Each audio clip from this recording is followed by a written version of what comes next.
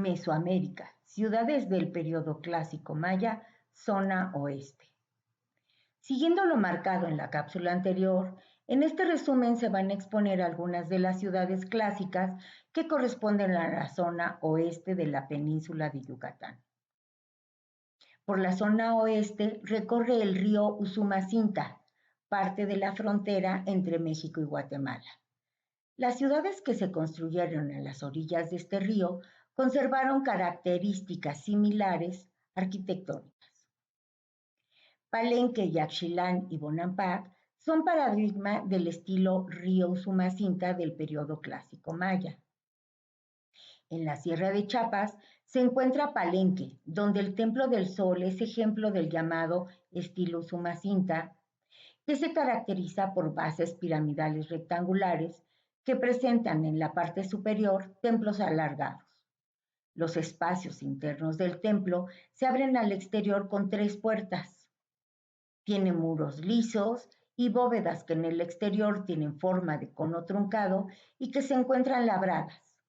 Además, están rematadas por cresterías más caladas de las que vimos en Tikal.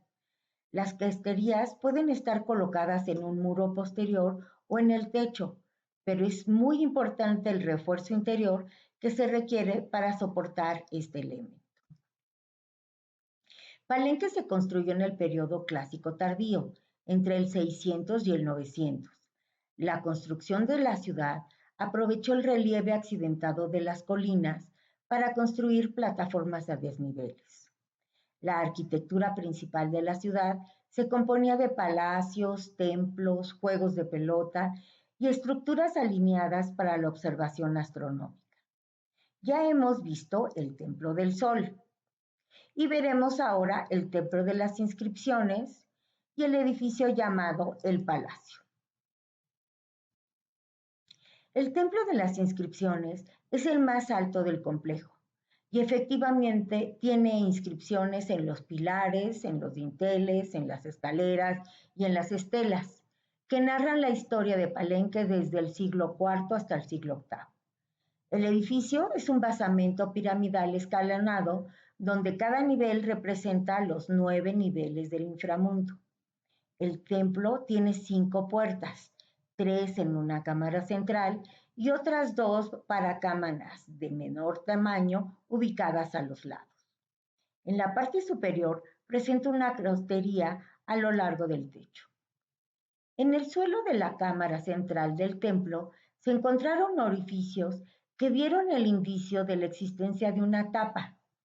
Esta ocultaba un acceso a una escalera interna que llega a donde se encontraba la tumba de Pacal el Grande, quien vivió en el siglo VII y concibió este edificio como recinto funerario.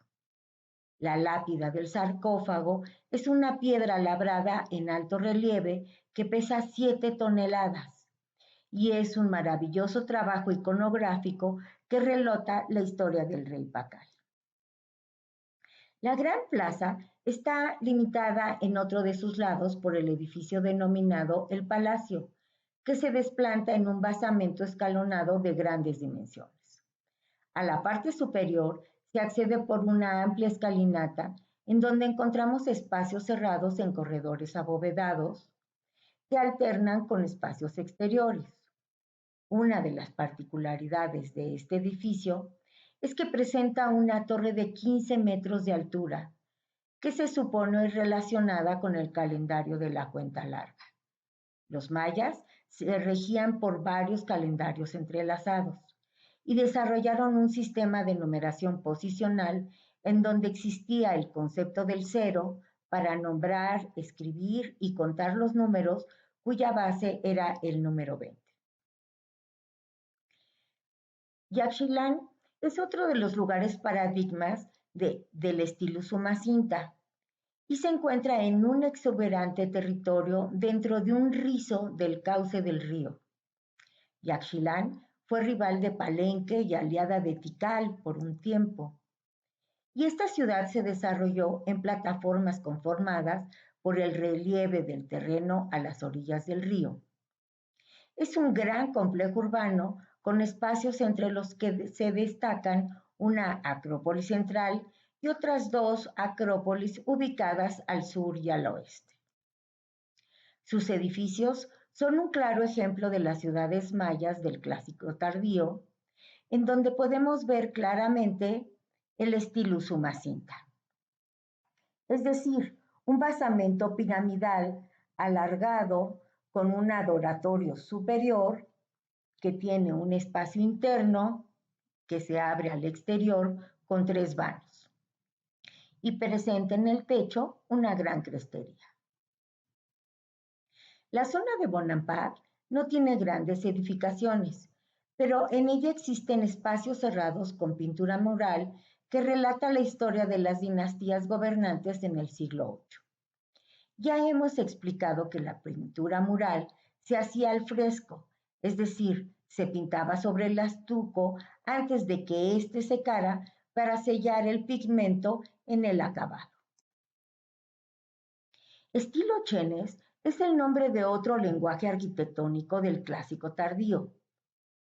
En la llamada Ruta del estilo Chenes en Campeche está Jochop, que es paradigma de esta manifestación artística, la cual carece de grandes complejos urbanos, pero las fachadas de los edificios son únicas. Tienen una importante textura, con grecas, emblemas y glifos en ellas, pero en especial se pueden distinguir porque la entrada es un enorme mascarón en forma de monstruo. Es el dios del inframundo, representado muchas veces por un cocodrilo. En el dintel se representan los ojos, con pupila de voluta. El vano es una enorme boca y a los lados se representan las mandíbulas con todo y la dentadura. Este es el dios de la tierra que recibe a los humanos en su interior. Recordemos el estilo Chenes, ya que se manifestará en otras locaciones mayas. Es importante hacer notar que la mayoría de las ciudades mayas tuvieron pobladores desde el preclásico. Estas las estamos ubicando en el clásico porque entre el 200 y el 800 llegaron a su máximo esplendor. Así, los estudiosos del mundo maya han detectado 5 lenguajes arquitectónicos en el periodo clásico, es decir, estilos que si bien tienen elementales semejanzas como los basamentos piramidales, hemos conocido también hasta ahora las importantes diferencias que existieron entre ellos. Hasta pronto.